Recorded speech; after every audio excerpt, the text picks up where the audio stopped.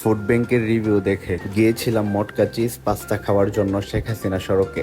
বাকিটা ইতিহাস। শেখ হাসিনা সড়ক তো সবাই চিনেন। গিয়েছিলাম সেদিন শেখ হাসিনা সড়কে, আর মানুষের প্রচুর ভিড় ছিল। ওইখানে একটা টং ছিল, এটার নাম হচ্ছে ক্যাফে চিল আউট। আমি একটা মটকা চিজ পাস্তা অর্ডার করেছিলাম, এটার প্রাইস ছিল 200 টাকা।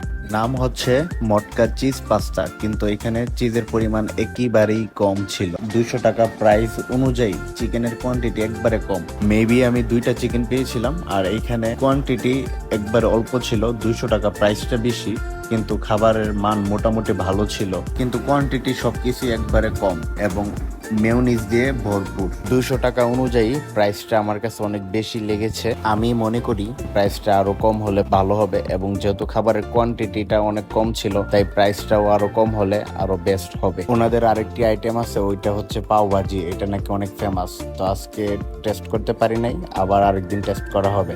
আজকের মতো এখানে বিদায় নিচ্ছি। আবারও দেখা হবে আপনাদের সাথে নতুন একটা প্লেজে, নতুন একটা ভিডিওতে। ভিডিওটি ভালো লাগলে পেজটি ফলো করে দিবেন এবং কমেন্টস করে জানাবেন, শেয়ার করে পাশে থাকবেন। সালামু আলাইকুম।